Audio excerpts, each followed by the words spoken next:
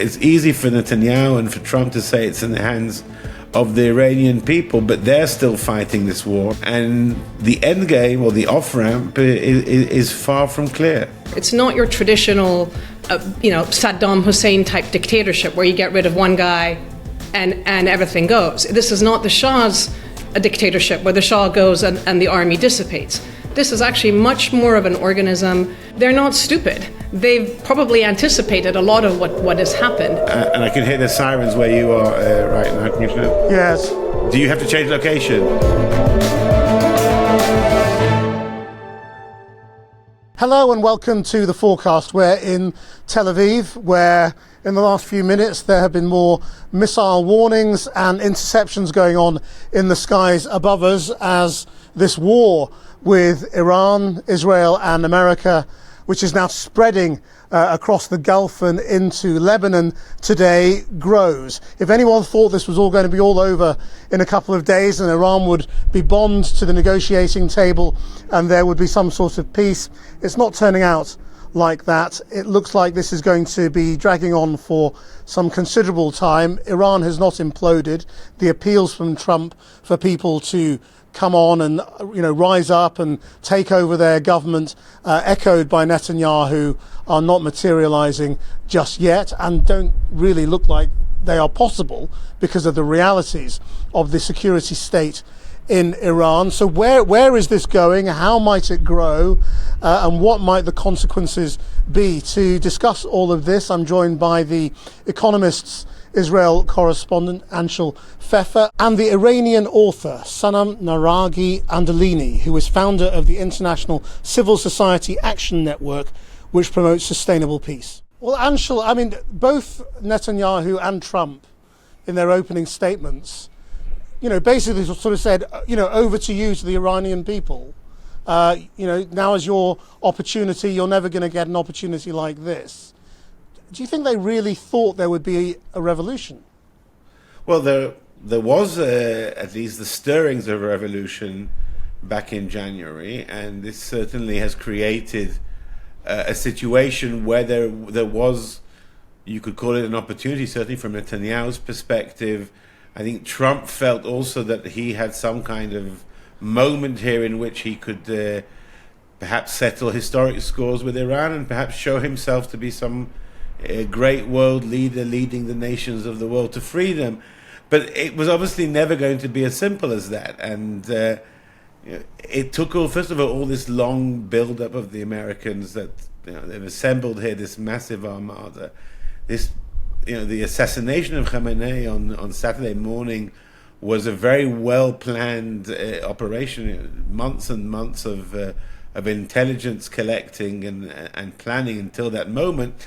But then, I think as Sanam said, that there's this tendency to look at Khamenei as a larger-than-life figure, and that kind of obscures the fact that the Iranian regime and Iran as a country is a very complex thing, and just to switch on a revolution is something you can't do in any country, certainly not where, even once you've taken out the supreme leader and dozens of other senior figures, there still is a very strong security apparatus, both geared towards internal suppression and externally wielding thousands of missiles, which hundreds of these we've already seen flying towards Israel and other countries here in the region. So what happens next, I think, is it's easy for Netanyahu and for Trump to say it's in the hands of the Iranian people, but they're still fighting this war. The Israelis and the Americans are still carrying out hundreds of missions every day. We're now on day 3, and the end game, or the off-ramp, is far from clear. And so they would have known, therefore, or at least thought it was likely that this would cause some mayhem in the Gulf countries, and that Lebanon would be brought into it as it has been, and that they would have to be prepared to fight on 2 fronts, at least.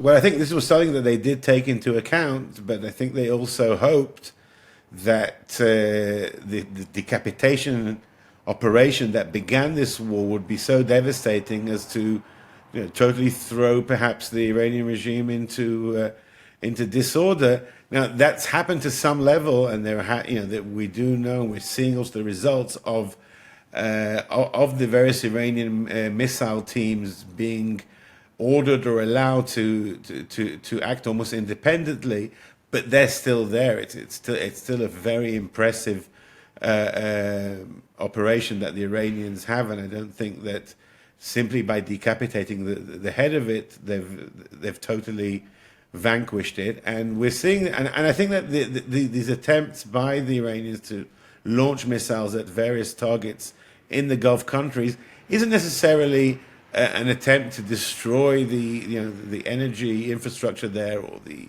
tourism industry. We've seen strikes. I think it's an attempt to exert pressure and to say to Donald Trump, look, you think that you can win by killing our leader. Let's see how you like it if your allies in the Gulf, their economies are suddenly at risk. And the Gulf states have these multi-billion economies based on all those hotels and energy and airport and so on. And that's now, there's a big question mark looming over that.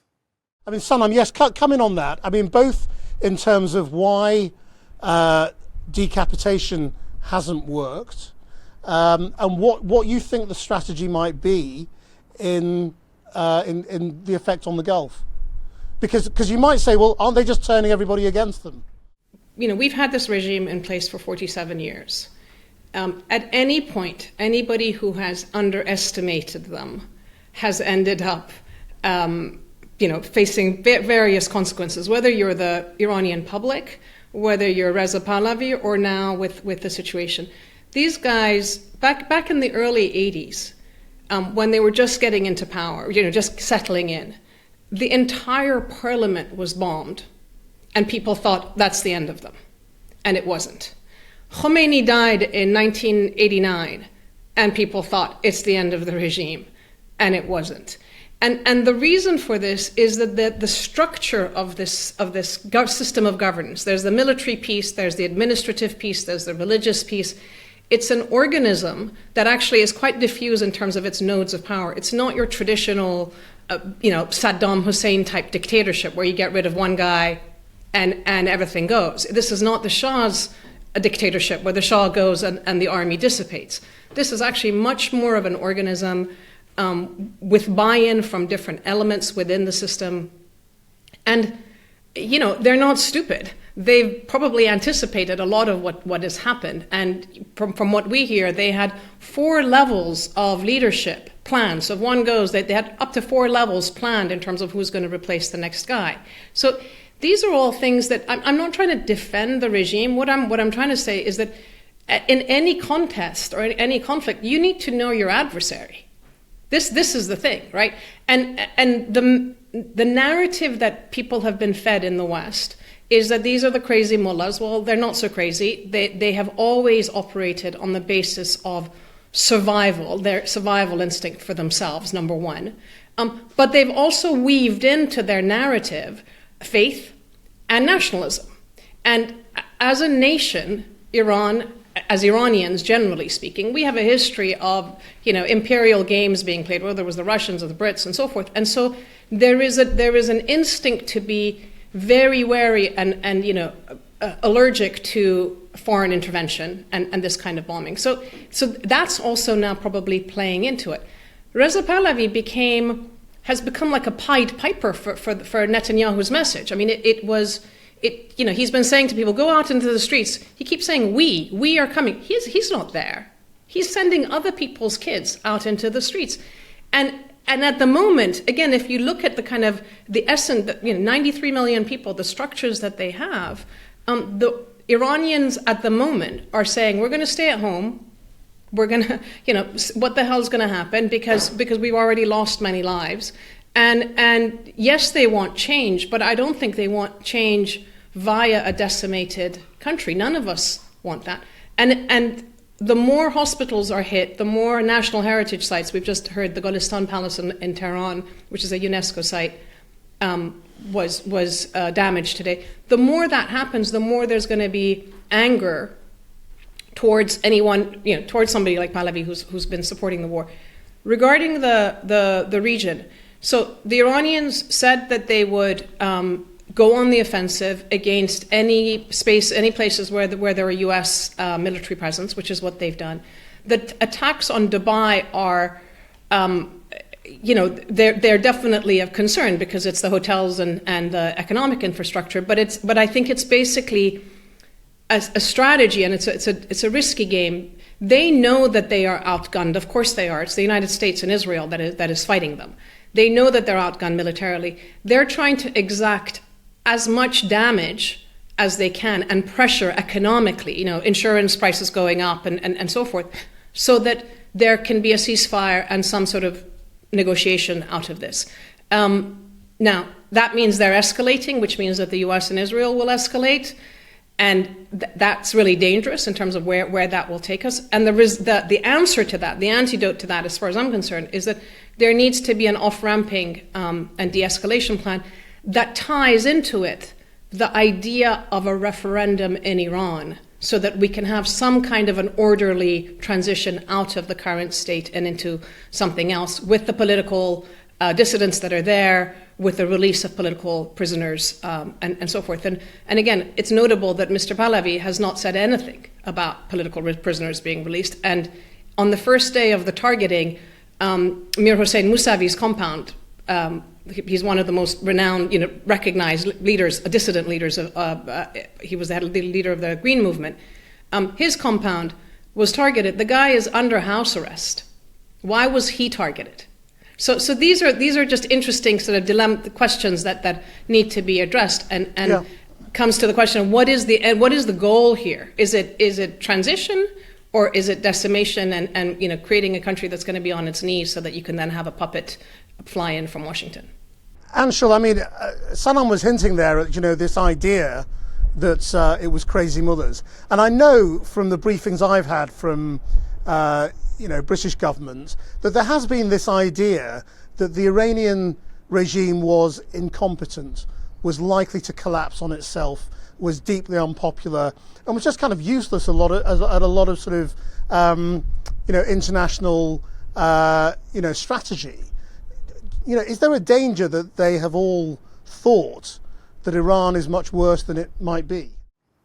Well, there certainly is a danger when you carry out such a drastic step as assassinating a leader of a country. That's not something that happens very often. And, I don't think it's happened for decades that one country has done that to another. So it's a very drastic step. It's something that, on the one hand, certainly will leave the regime reeling, but to think that they're that incompetent, and they're not. They're not incompetent. They're certainly not mad mullahs, and it would be hard for Israelis or Americans to claim that Iran is such a great threat, while at the same time they're not a very clever or sophisticated nation. I think that anybody in Israel who deals with with the Iranians, whether intelligence officers or academics or politicians, and don't forget, until 47 years ago, Israel and Iran were close allies. And in Israel itself, there are hundreds of thousands of Jewish Israelis who are of Iranian descent. Many of them were born there. So the idea, maybe at street level, people think that they talk about them being mad, but certainly that's certainly not the view, amongst decision makers and in the intelligence community. That said, I think there is a bit of a hubristic, or maybe I'm slightly, maybe it's a lot of hubris right now, and certainly, since October 7, 2.5 years ago, there has been this roller coaster of trauma and hubris here in Israel, and we've seen it manifest itself in different ways. So the feeling that Israel, which is a much smaller country than Iran, both in territory and in population, can step in and somehow, along with the Americans, change the historic direction of Iran, I think that's slightly over exaggerating any country's powers, and I fear that that's what may have happened here. But on the other hand, this assassination was only 60 hours ago, so it could the shockwave of it could still topple the regime. I think we're rushing to make assessments of things that are very much in the early stages of the event. No, of course, but what we're also trying to read is what the off-ramp, as Sanam calls it, might be, and whether it's the same for Netanyahu as it is for Trump. You know, they are reading from a similar script today in terms of what the war aims are, and they say that they're trying to take out missile launch sites, take out any nuclear capability, but are not trying to impose a new system or a new regime or a new ruler. Do you think they both really want the same thing? No, they're politicians, and politicians, you know, ultimately always, all politics is local politics, and you know, they're both facing elections this year. Netanyahu's facing a parliamentary election, which could, if the current polls are to be believed, could bring an end to his long term in office. And Trump, it's a midterm, but the midterm is an important verdict on on his administration. So they're both constantly looking at the polls and thinking about how this war will be framed as part of their campaign narrative, and it's different for them, for each one of them. Trump will be looking at oil prices. Voters in America think about how, determine how they're going to vote by the price they pay at the pump, and he'll want to show that he can do a very different war to not so much Obama, but certainly Bush the second, who dragged America into these long, protracted wars in the Middle East. So he wants to show this is quick and over, whereas I think Netanyahu wants to be able to show the Israeli public that he's reached something decisive when it comes to, and I can hear the sirens where you are. Yes. Here in Jerusalem, we're not hearing them yet. Yeah. Do you have to change location? No, it's all right. I think we'll carry on for now. But this is just an illustration. I mean, every night that's disrupted like this for Israelis, that does harm Netanyahu. On the other hand, if Trump ends this war on his own terms, which we saw in the war in June, and say, okay, I've won, and now there's a new leadership in Iran which is happy to deal with me and accept my dictate. It may not be the same for Israel. It could end with Iran still having a significant ballistic missile capability, and also it could end with a betrayal of the Iranian people. It could end with someone else who was involved with suppressing the protests back in January, someone who has blood on his hands, taking the role of supreme leader or whatever power there is behind the scenes, and just cutting a deal with Trump at the same time. So the outcomes, right now, as you said, Trump and Netanyahu are reading from the same script, but the outcome is not necessarily going to be satisfactory for either of them. And Sanam, what kind of off-ramp do you think Iran wants? So, first of all, I see three different goals here that, there might be sort of an overlap, a Venn diagram of some sort, but also maybe not. The Iranian public, generally speaking, if we don't really know, but if we go by whatever sentiment that we've heard, generally speaking, people want freedom and they want some form of democratic, secular state so that you can just be yourself and get rid of the theocracy, right? That's one side of it. The United States, I don't think this Trump administration, I don't think they care. They just want someone that they can do business with, possibly, or demonstrate that they suppressed because they were an American adversary for so long. So, but as we know, if and I think Anshel's right. If somebody shows up, or at the current sort of interim leadership that has emerged, if there's some deal that's made, and the Iranian public are betrayed, I don't think that Trump particularly cares about that. And then I think that the Israeli side of the story, I'm a bit more cynical, because I think that for Israel, a strong secular democracy in Iran is not necessarily an end goal that Netanyahu would want, because it's quite likely that a government like that would question Israel's treatment of the Palestinians and have a say, and would still be a powerhouse in the region, challenging some of the sort of extremities of the Israeli regime. So I think that for them, they want a weakened state, maybe fragmented, and as I say, something along the lines of Syria, where you have a country with zero defense infrastructure, and that you can do what you want with it as you wish. So I think there are different interests at play at the moment. And then just one last. I don't think Israel's interest and Netanyahu's interest necessarily the same thing. Well, exactly. No, that I agree. That's why I was saying the current leadership that you have, and hopefully through elections that will change.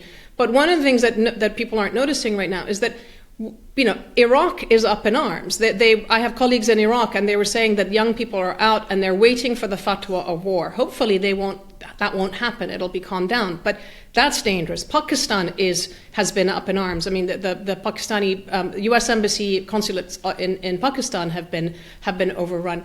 Lebanon, we're seeing difficulties. Bahrain, we're seeing issues. These are consequences. These aren't things that the Iranians instigated. It's their public's reaction to the killing of Khamenei, because in some of these places Khamenei was more popular than he was in Iran. So it's the fact that some of this stuff wasn't calculated is really problematic, because it's not hard to have seen. It was I think it's all in plain sight. Somebody who knew the region could have probably given that analysis up front. Anshel, what were you going to say? Well, I don't think that a secular, liberal, or whatever democratic Iran, which is somewhat supportive of the Palestinian cause, is bad for Israel when compared to an Iran which has provided billions of dollars and thousands of missiles to Hezbollah, Hamas, the Houthis, and others surrounding Israel who actually use those things. So I like to be cynical as well, but I really think that Sanam is wrong about that point. There's nothing good about. I hope you're right, Anshel. I really hope you're right. Well, unless you expect a secular democratic Iran to continue supplying Hezbollah with missiles, and I doubt that's what you're saying. So perhaps for Netanyahu, his narrow political interest, having Iran as this constant bogeyman has been very good politically over the years. It's certainly not good for the Israeli people or for Israel as a country and for Israel's security. And we've seen that Israel has been, in the last 2.5 years, the target of Iranian missiles, where usually fired by others, but the supplied, designed, and funded by Iran. So I think almost any other type of Iran would be better for Israel. But yes, also chaos there it would be bad for the region. I don't think that necessarily Israel wants to see Iran as a weak and disjointed country where its minorities are each carving out a place, something like Syria or Iraq right now. I think that Israel very much wants to go back to those days when they were countries which had strong relationships. And almost anybody I speak to who is a serious either Iran expert or an Israeli Iranian, they all say we hope that in our lifetime to return to Tehran and Isfahan and all those cities that we knew and loved being in before 1979. That's the main consensus that I hear amongst most Israelis, and I'm not here in any way to defend Israel. I'm here as a journalist, but I don't think that there's a lot of hatred here in Israel towards Palestinians and towards and just a lot of very negative feelings. There isn't a negative feeling here towards the Iranian people. It's Israelis love Persian cuisine and Persian music, or Iranian music, whatever you want to call it, and it's very much part of life here. And Krish, a minute or two walk from where you are right now, I can think of 2 or 3 excellent Persian restaurants. Yeah.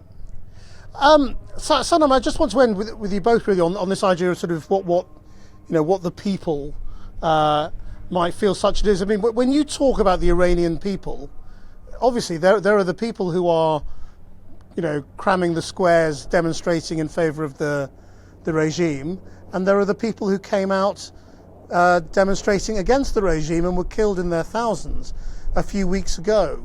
I mean, do they have much in common? I think they have a lot in common, but I think that the question of how you bring about, from a leadership standpoint, a belief that the Iran that we have belongs to all of us, to everyone, is the challenge. And what's happened is that we've had 47 years of a regime that has basically said, if you don't agree with me, go, or I'm going to throw you in jail. And instead of having an alternative voice coming out of Mr. Pahlavi, who has self-proclaimed himself to be the leader of the transition, instead of having a voice that says, actually, it belongs to all of us. Let's envision a future where we can be there. Let's envision a future of some form of restorative justice, some form of national dialogue, something along the lines of the South Africans had a people's charter. You could look at it, read it, and say, oh, I belong to this, right? But some vision of the future where people don't feel existential threat one way or another, to bring us back to that idea of what is it that we love. In my darkest moments, what I think is that all of the anger and all the trauma is in part related to the fact that Iranians deeply, deeply love their country. And I think, Anshel, your point, the Jewish Iranians that went to Israel still have deep affinity. I remember meeting many when I was in Tel Aviv some years ago. So Iran we have deep roots to the, and a sense of connection to the country. But we need leadership that says all of us have a right to be there, and it belongs to all of us. And go back to our long, long history. Iran is the first secular empire. It was, they said, pay your taxes and practice whatever faith you want to have. We have it in our history, but it's been decimated over the years by this regime, by the Pahlavi regime before that, and the Pahlavi right now. And we need to reconcile, I think, with each other. And, the off-ramping, I think, partly is to, first of all, just contain this conflict and then help with this idea of a orderly, as I say, referendum. I mean, that they themselves are speaking about how to have some change. But I don't think that change on the back of bombs and bullets is going to be, is going to lead us to a democratic space. I think it just enables more authoritarianism. And so, the sooner we can de-escalate and have some kind of national space for dialogue with all the opposition leaders and everybody involved, I think let's imagine that. These 2-3 days are incredibly, incredibly dark as the news of civilian deaths and attacks and so forth come. It's just relentless. And Anshel, I mean, you say the Israeli people have no, hatred of the Iranian civilian population.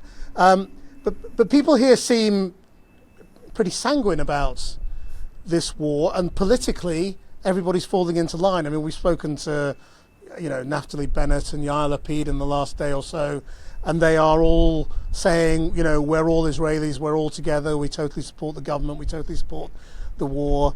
I asked Yair Lapid, what if this helps Netanyahu win re-election? And he kind of shrugged and sort of said, well, we're all Israelis now. Are Israelis, what do they want at the end of this? Do they just think this will buy us a few more years, or do they think there's something bigger than that that's possible? Well, I don't think there is that much strategic thinking, and Naftali Bennett and Yair Lapid, just like Netanyahu, are focused more than anything else right now on the election that's going to take place in a few months. We don't quite know the date yet, but it's close, and you don't win votes by talking out against against the war which has just begun. Perhaps in a few weeks, if this war continues and drags into into less satisfactory outcomes for Israel, then you'll start hearing that kind of criticism. But don't expect politicians party leaders who are about to start their election campaign to criticize a war strategy. I haven't seen too many politicians that brave in other countries at this time of war. In America right now, it's perhaps different because anything that Trump does, it's pretty easy for the Democrats to criticize him. But cast your mind back to other wars in other countries. Usually parties, most opposition parties, kind of line up behind the government. And look, it's not easy in Israel right now to speak against the war with Iran when Israel feels that they have already been at war with Iran for so long, and so much of what's happened in the last 2.5 years is connected to Iran. So I just don't think it's realistic to start, certainly not on day 3 of this war, to expect the main opposition party leaders to start criticizing. Come back in a couple of weeks, and probably hear them talk a bit differently then. Thank you both very much indeed, Anshel, Sanam. Thank you for your time. That's the Fourcast for today. Until next time, bye-bye.